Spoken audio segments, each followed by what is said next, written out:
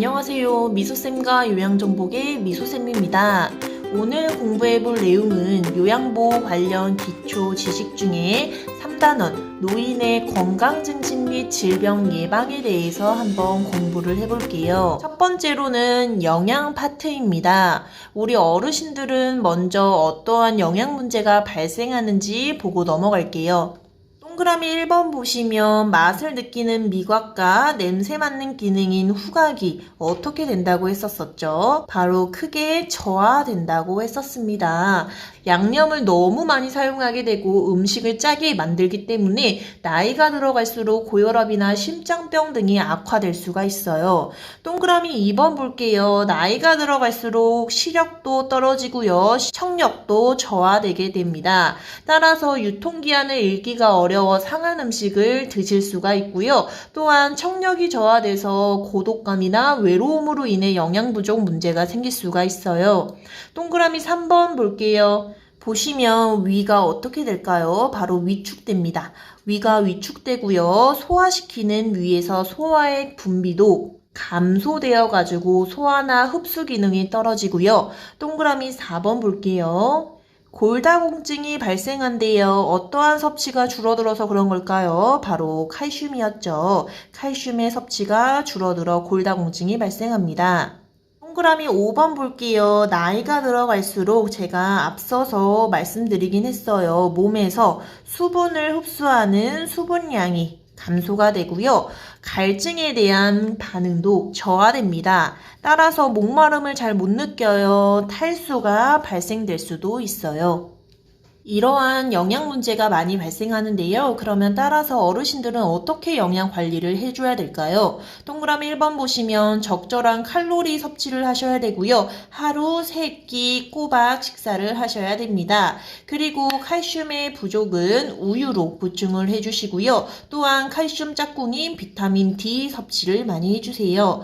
그리고 고혈압이나 심장병 예방 위해 짠 거, 염분 섭취는 줄여주시고요. 5번 보시면 동물성 지방 섭취는 줄여주시고요. 동물성 단백질은 드셔도 괜찮아요. 하루 단백질 섭취량의 4분의 1에서 3분의 1은 동물성 단백질로 섭취를 해주시는 게 좋습니다. 그리고 콩이나 유제품은 매일 섭취를 해주시는 게 좋아요. 우리 아까 영양관리에서 염분은 제한을 해줘야 된다고 했었죠. 그러면 음식을 싱겁게 먹기 위한 조리법은 뭐가 있는지 살펴보고 넘어갈게요. 먼저 간장이나 고추장, 된장 등은 짜기 때문에 3분의 2만 사용을 해주시고요. 음식이 뜨거울 때 간을 맞추시면 안 돼요. 왜냐하면 음식이 너무 뜨거우면 짠맛을 제대로 느낄 수 없기 때문에 뜨거울 때는 간을 맞추지 않아야 되고요. 국물을 만들 때에는 새우나 멸치나 표고버섯을 이용을 해주세요. 그러면 고추장이나 간장, 소금의 양을 줄일 수가 있고요. 배추김치, 간장, 된장, 라면 등을 통해 소금, 특히나 나트륨 섭취를 많이 할 수 있으니 주의를 해주셔야 됩니다. 그리고 암 발생을 예방하는 식생활도 한번 보고 넘어갈게요. 균형 잡힌 식사를 위해 몇 끼, 3끼는 드셔야 되고요. 몇 가지 식품군을 사용해야 되냐면 6가지 식품군을 사용을 해주셔야 됩니다. 6가지 식품군에는 곡류, 채소, 고기, 생선, 달걀, 콩류, 과일류, 유제품, 당류 이렇게 6가지 식품군이 있고요. 동그라미 2번 보시면 채소와 과일은 충분히 섭취를 해주시고요. 짠 음식 안 되죠. 탄 음식도 안 되고요. 또한 햄이나 소시지 같은 육가공품도 피해 주세요. 저희 2단원을 공부해 보면서 물을 많이 마셔야 되는 것과 물을 많이 마시면 안 되는 질병에 대해서 배워봤을 거예요. 그거를 총 정리해서 표로 한번 배워볼게요. 첫 번째로는 수분 섭취를 제한하는 질병이에요. 물을 많이 마시면 안 되는 질환이고요. 저희는 여태 한 가지 배웠을 거예요. 기억하시나요, 선생님? 심장의 기능을 잘 못하는 신부전은 물을 많이 마시면 안 됐었습니다. 또한 신부전 글자 조금 비슷해요, 선생님. 신장의 기능이 잘 안 되는 신부전도 물을 제한해야 되고요. 또한 부신 기능 저하증이 있습니다. 부신이라는 애는 신장 위에 모자처럼 쓰여진 애인데요. 이 부신 기능이 저하될 때도 물을 많이 마시면 안 되고요. 또한 갑상선 기능 저하증. 호르몬을 조절하기 때문에 갑상선 기능 저하증도 물을 많이 마시면 안 됩니다. 또 한 가지 있어요, 선생님. 간경화입니다. 우리 간이 딱딱해지는 질환이 간경화인데요. 간경화 있으신 분들은 배에 배가 뿔뚝하게 복수 차는 걸 많이 보셨을 거예요. 따라서 간경화도 물을 많이 마시면 안 됩니다. 물을 많이 마시면 안 되는 질환이 조금 어려울 거예요, 선생님. 그래서 무엇을 위주로 외워주시냐? 먼저 물을 충분히 마셔야 되는 질병부터 외워주신 다음에 그 다음에 물을 많이 마시면 안 되는 질병을 외워주시는 게 좋아요. 물을 충분히 마셔야 되는 질병에는 끝에 염자가 붙은 질환은 물을 충분히 드셔야 됩니다. 왜냐하면 염이 염증이에요. 염증을 밖으로 내보내기 위해서 물을 많이 마셔야 되고요. 저희 배웠던 거는 폐렴 있었습니다. 그리고 염증성 비뇨기 질환으로 방광염, 전립선염, 요로감염도 물을 충분히 마셔줘야 되고요. 추가로 고혈압이나 당뇨 있을 때에도 물을 충분히 마셔줘야 됩니다. 쉽게 생각하시면 혈압 있고 당뇨 있으시면 피가 끈적끈적하게 돼요. 요 끈적끈적한 피를 좀 더 묽게 하기 위해서 물을 충분히 마셔주셔야 됩니다. 그래서 먼저 요거부터 알아두시고 그 다음에 제한하는 질병을 알아두시는 게 좋아요. 두 번째 파트는 운동이에요, 선생님. 나이가 들어갈수록 어르신들 어떤 운동 문제가 발생하는지 한번 볼게요. 1번 보시면 심장 근육의 수축하는 힘이 어떻게 될까요? 저희 심혈관계에서 배웠습니다. 펌프질을 할 때 펌프질을 하는 힘이 감소된다고 했었죠. 깨끗한 피를 온몸으로 보내질 못해요. 따라서 활동할 때는 쉽게 피로해질 수가 있고요. 2번 보시면 폐 조직의 탄력성이 감소됩니다. 젊었을 때는 공기를 100 정도 품을 수 있었다면 나이가 들어갈수록 조직의 탄력성이 감소되기 때문에 한번 산소를 30밖에 받아들이질 못해요. 따라서 숨이 쉽게 차게 되겠죠. 3번 보시면 관절이 뻣뻣해지고요. 움직이는 범위가 감소되어 운동하기가 싫어져요. 또한 시력도 안 좋아져가지고 운동하기 싫어지고요. 5번 보시면 심리적 요인이 있어요. 특히나 시간과 비용 낭비라는 생각 때문에 운동에 대한 두려움이 발생하고요. 또한 넘어질까봐 두려워서 낙상에 대한 두려움 때문에 운동하기를 꺼려 하시게 됩니다. 그러면 우리 어르신들 어떻게 운동 관리를 해줘야 될까요? 첫 번째로는 운동 수준을 파악을 해주시고요. 2번 볼게요, 선생님. 어르신들 운동할 때 땀복을 입고 운동해야 될까요? 땀을 흡수하는 옷을 입고 운동을 해야 될까요? 바로 정답은 시원하고 바람이 잘 통하고 땀을 흡수할 수 있는 옷을 입고 해야 되지 땀복 입으면 안 돼요. 3번 볼게요. 운동하는 강도는 어떻게 해야 될까요? 바로 저강도에서 고강도 운동을 해주셔야 돼요. 체조 같은 저강도 운동에서 조금 달리기, 조깅 같은 고강도 운동을 해주셔야 되고요. 4번 보시면 안정시에 심박동수로 돌아올 때까지 마무리 운동을 실시를 해주셔야 됩니다. 힘든 운동을 하다가 딱 멈춰버리면 심장에 부담이 되기 때문에 안정시에 심박동수로 돌아올 때까지는 해주시고요. 5번 볼게요. 휴식할 때는 운동 후에 휴식을 해야 될까요? 아니면 운동하는 중간중간 휴식을 해야 될까요? 우리 어르신들은 운동하면 체력 소모가 크기 때문에 운동하는 중간중간 휴식을 해주셔야 되고요. 운동 후에는 한꺼번에 하는 것보다는 중간중간 해주세요. 6번 볼게요. 우리 어르신들 빠르게 방향을 바꾸어야 하는 운동이 있어요. 예를 들어 태권도, 농구, 탁구, 배드민턴 이런 거는 좀 피해 주세요. 여기까지 운동 파트에 대해서 알아봤습니다.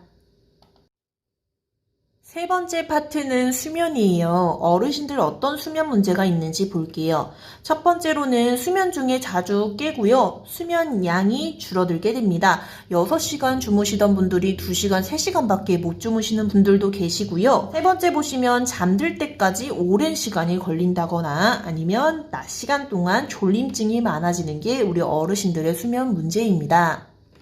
그러면 우리 어르신들 수면 관리를 어떻게 해줘야 될까요? 첫 번째로는 기상, 일어나는 시간이나 잠드는 시간은 일정하게 유지를 해주시는 게 좋고요. 카페인 있어요. 선생님 저희 요양보호사 시험에서 카페인, 커피, 홍차, 녹차 이런 카페인 나오면 다 틀렸다고 보시면 돼요. 커피 등 카페인이 함유된 음료는 줄이거나 오후에는 금해 주시는 게 좋아요. 세 번째 보시면 과식은 피해 주세요. 과식을 하면 숙면이 어려움으로 저녁에는 과식하지 않아야 되고요. 만약에 배가 너무 고파요, 공복감으로 잠이 안 오는 경우에는 따뜻한 우유를 드시는 게 도움이 됩니다. 또한 4번 보시면 취침 전 지나치게 집중하는 일은 피해 주셔야 되고요. 내일 뭐 해야 되는데 이러한 걱정거리 때문에 잠을 못 주무시는 분들이 많은데요, 선생님. 그냥 내일 걱정거리는 내일의 나에게 맡기고 그냥 숙면을 취해 주시는 게 좋아요. 5번 볼게요. 잠 안 온다고 해가지고 수면제 드시는 분들이 많은데요, 선생님. 수면제나 징정제 같은 경우에는 장기 복용할 경우에는 부작용이 나타나기 때문에 너무 장기 복용하면 안 되고요. 휴약기를 가져야 됩니다. 6번 볼게요. 매일 규칙적으로 적절한 양의 운동을 해주시는 게 잠을 청하시는데 좋습니다. 7번 보시면 밤잠을 설치게 되므로 낮잠은 자지 않으시는 게 좋아요. 여기까지 세 번째 파트인 수면에 대해서 알아봤습니다. 네 번째 파트는 성생활이에요, 선생님. 나이가 들어갈수록 우리 어르신들에게 어떠한 성문제가 나타나는지 한번 볼게요. 우리 노인이 복용 중인 질병 치료제나 질병이 성활동을 방해할 수가 있습니다. 그러면 어떠한 질환이나 질병 치료제가 성활동을 방해하는지 알아보고 넘어갈게요. 먼저 당뇨병입니다, 선생님. 모든 당뇨병 노인이 그렇다는 건 아니에요. 하지만 당뇨병 노인은 발기부전을 경험을 할 수가 있고요. 관절염을 가진 어르신들의 통증 때문에 성적 활동이 방해될 수가 있어요. 또한 과도한 알코올 섭취 때문에 발기지연이 일어날 수가 있고요. 약물이에요. 강심제, 이뇨제, 항고혈압제, 신경안정제, 항진정제 등은 남성과 여성 모두 성문제를 유발합니다. 제가 앞서서 나온 4가지 당뇨병, 관절염, 술, 강심제, 이뇨제, 고혈압, 신경안정제, 항진정제는 모두 성문제를 유발하는 것들이에요. 그러면 밑에 4가지도 한번 같이 볼게요. 첫 번째로는 뇌졸중 노인입니다. 성생활은 뇌졸중 재발과 관련이 없어요. 따라서 뇌졸중 노인의 성생활은 막을 필요가 없어요. 체위 변화에 도움이 되는 기구로 취약점을 보완하여 성생활을 충분히 하실 수 있고요. 두 번째 보시면 자궁적출술, 유방절제술을 한 여성 노인이 있을 거예요. 이러한 분들은 스스로 덜 여자 같다고 느끼거나 그렇게 보일까봐 두려움을 느끼시는 분들이 많은데요. 전혀 그러실 필요가 없습니다. 바로 성기능이 변화되지가 않아요. 세 번째 보시면 전립선 절제술을 받은 남성 노인분들이에요. 전립선 절제술을 받았다고 해도 발기 문제를 일으키지 않습니다. 충분히 성생활 하실 수 있고요. 또한 일부 항파킨슨 약물 치료제가 있어요, 선생님. 이 약물 같은 경우에는 성적 욕구는 높여줍니다. 하지만 성생활 능력까지는 높여주지 않습니다. 이렇게 성 문제에 대해서 알아봤고요. 우리 어르신들 같은 경우에는 성적 욕구나 성적 표현은 기본 욕구의 하나임을 알려주시는 게 좋습니다. 5번째 파트는 약물 사용이에요. 약물은 질병을 치료하는데 매우 중요하지만 잘못된 약물 복용은 노인에게 심각한 피해를 줄 수 있기 때문에 주의를 특히 더 하셔야 되는데요. 그러면 노인의 약물 관련 특징을 먼저 알아볼게요. 첫 번째로는 나이가 들어갈수록 위에서 분비되는 위산 분비가 감소됩니다. 따라서 약물의 흡수도 감소가 되기 때문에 주의를 해주셔야 되고요.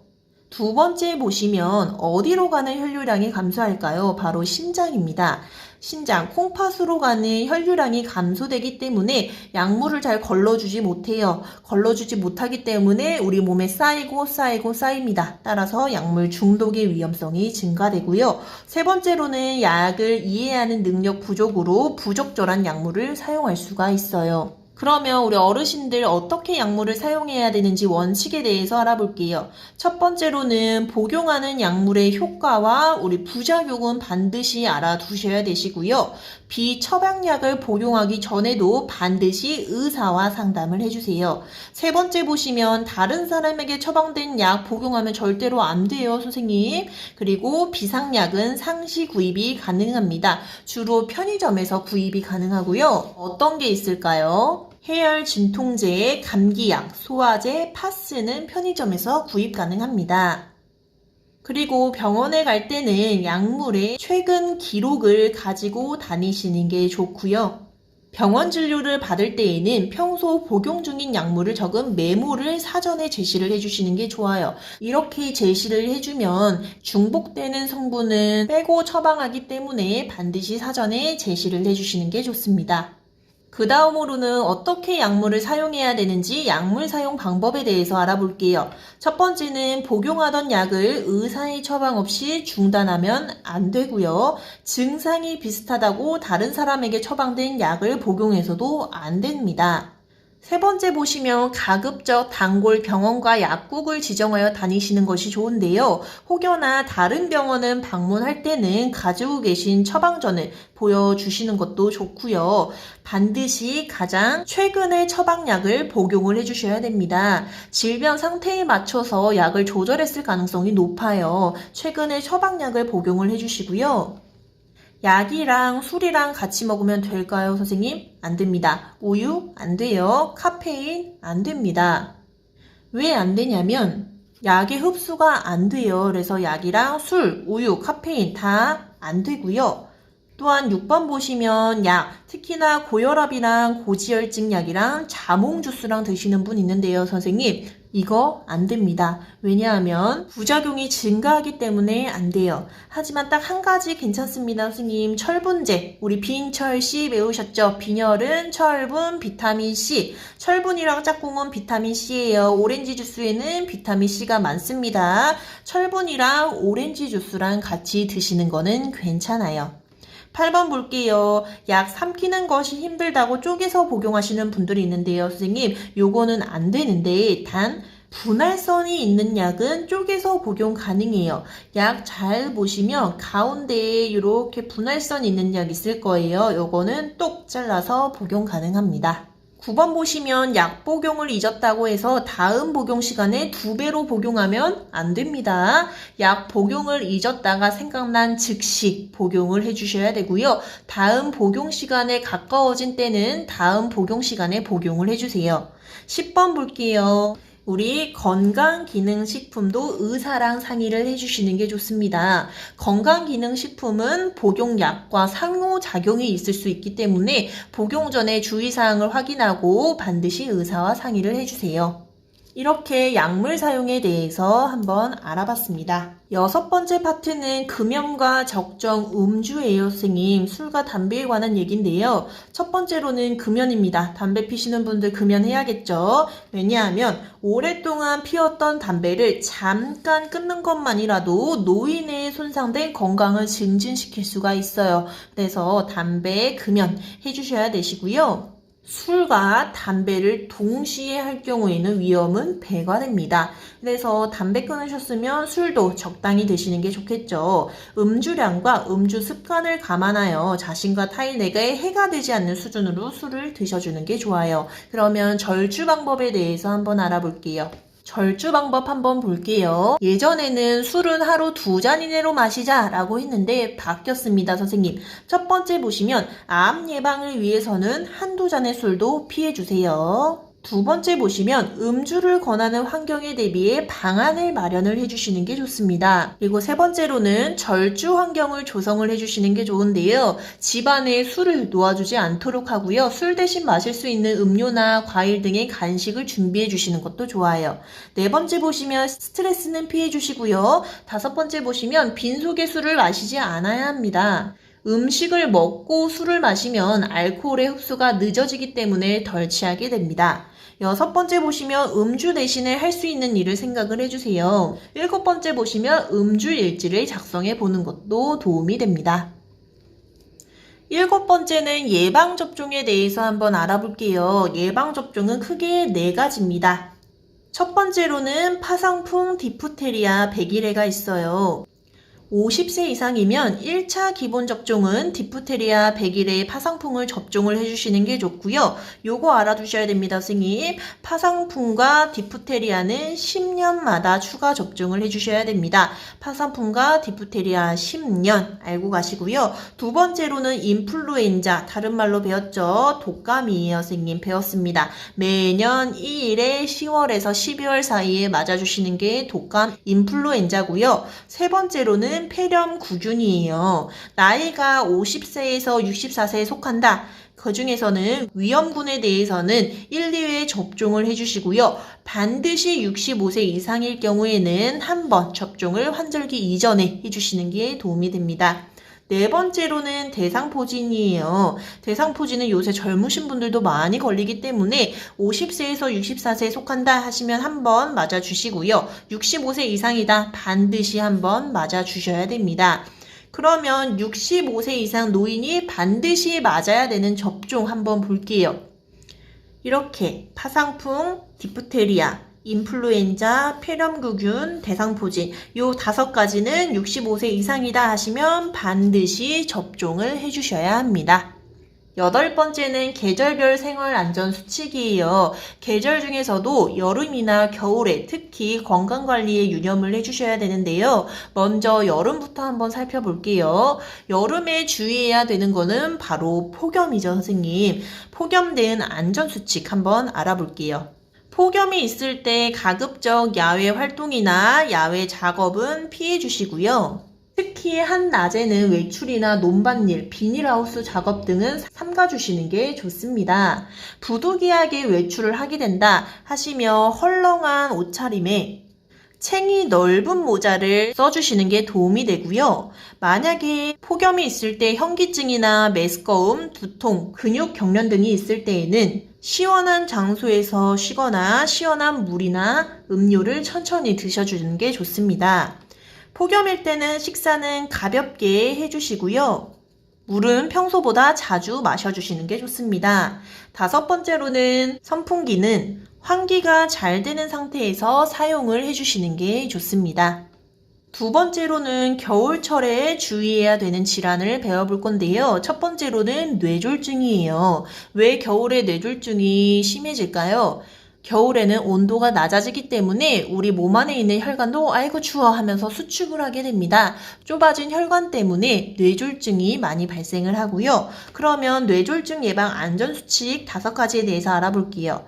첫 번째로 보시면 운동을 할 때 어떤 운동을 해야 될까요? 밖에서 하면 당연히 춥겠죠. 운동은 실내 운동을 해주셔야 되고요. 새벽 운동도 추워요. 낮 시간에 운동을 해주세요. 3번 보시면 술을 많이 마시고 아침에 외출하시면 위험하죠. 요거는 삼가해 주시고요. 4번째 보시면 따뜻한 곳에 있다가 갑자기 찬 곳으로 나가면 혈관이 수축해서 뇌졸중 위험성이 증가합니다. 나가지 않도록 주의를 해주시면서 찬 곳으로 부득이하게 나간다 하실 때는 꽁꽁 싸매 주셔야 돼요. 방한복이나 방한 모자, 목도리, 마스크 등을 착용해 몸을 따뜻하게 한 후 나가주셔야 됩니다. 겨울에는 뇌졸중뿐만 아니라 미끄러져 넘어져서 골절도 많이 발생할 수 있어요. 그러면 골절 예방 안전수칙에 대해서 알아볼게요. 첫 번째, 눈이나 비 오는 날 외출은 삼가주세요. 2번 보시면 손을 주머니에 넣지 않아야 되고요. 움직임이 둔한 옷은 피해 주시면 됩니다. 그리고 평소에 근력 강화 운동을 해주시는 게 도움이 됩니다. 이렇게 8번째 파트인 계절별 생활 안전수칙에 대해서 알아봤습니다. 오늘도 봐주셔서 감사합니다. 좋아요, 구독, 알림 설정 부탁드리고요. 저희는 다음 영상에서 만나요.